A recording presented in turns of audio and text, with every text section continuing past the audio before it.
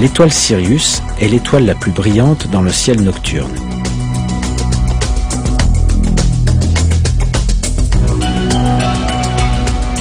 Les astronomes ont calculé qu'elle est distante de nous de 8,5 années-lumière.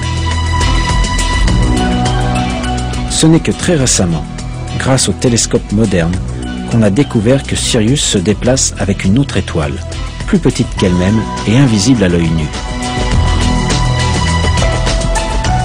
Les scientifiques appellent ce système de deux étoiles Sirius A et Sirius B. La plus grande des deux est Sirius A, qui est l'étoile la plus brillante qu'il est possible de voir à l'œil nu. Sa masse fait 3 fois celle du Soleil et elle est 10 fois plus brillante que lui. Sirius B, d'un autre côté, est une naine blanche. On ne peut pas l'observer à l'œil nu. Elle possède approximativement la même masse que le Soleil, mais elle est beaucoup plus dense, puisque son diamètre ne fait que 4 fois celui de la Terre. Les étoiles dans le système Sirius se dirigent dans notre direction à des milliers de kilomètres à l'heure. La durée du lever de Sirius à l'horizon de la Terre est exactement la même que celle de notre année solaire, en d'autres mots, 365 jours et 6 heures. Puisqu'ils avaient découvert cette caractéristique intéressante entre l'étoile Sirius et le système solaire, les anciens Égyptiens déclarèrent que le jour où Sirius apparaît pour la première fois à l'horizon serait le premier jour de leur calendrier. À cause de ces caractéristiques, l'étoile Sirius devint un centre d'intérêt pour de nombreuses civilisations antiques. Elles croyaient que cette étoile possédait différents pouvoirs, et certains peuples allèrent même dans leur dépravation jusqu'à l'adorer. Mais le fait est que c'est Dieu, le Seigneur des mondes, qui créa l'étoile Sirius, ainsi que ses caractéristiques, comme il a fait de tout le reste. Dieu fait référence à Sirius, Shira en arabe, dans le verset 40 de la sourate An-Najm du Coran.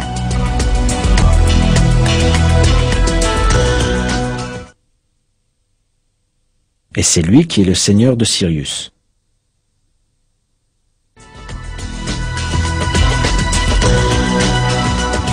Les étoiles doubles de Sirius orbitent selon des ellipses l'une autour de l'autre. La période orbitale de Sirius A et B, autour de leur centre de gravité commun, est de 49,9 années. Cette donnée scientifique est aujourd'hui acceptée d'un commun accord par les départements d'astronomie des universités d'Harvard, d'Ottawa et de Leicester.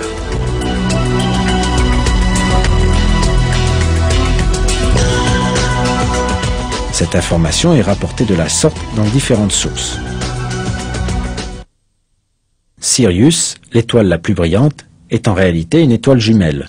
Son orbite dure 49,9 ans. On sait que les étoiles Sirius A et Sirius B orbitent l'une autour de l'autre en 49,9 ans.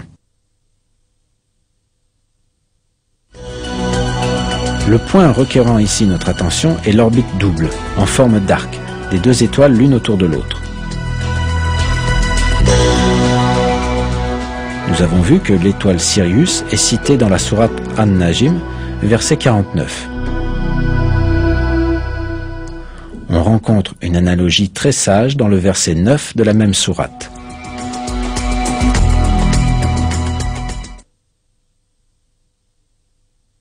À une distance de 2 portées d'arc, ou moins encore.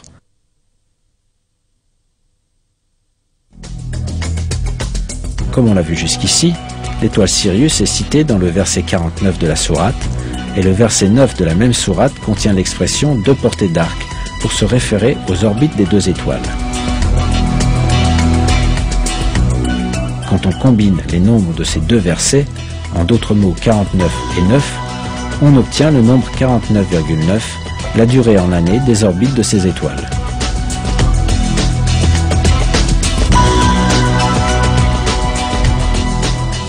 Nous sommes face à un autre miracle mathématique du Coran. Étant donné les moyens technologiques disponibles il y a 1400 ans, il était bien sûr impossible pour les gens de l'époque de savoir que l'étoile Sirius est en fait un système à 2 étoiles, dont une est trop petite pour être vue à l'œil nu, que les 2 orbites de ces étoiles ont la forme d'un arc, et que ces orbites durent 49,9 ans. Les scientifiques n'ont eu ces informations que vers la fin du XXe siècle. Pourtant, notre Seigneur Tout-Puissant, le Créateur de toutes choses, le dirigeant absolu, a révélé miraculeusement ces faits dans le Coran. Dieu sait mieux.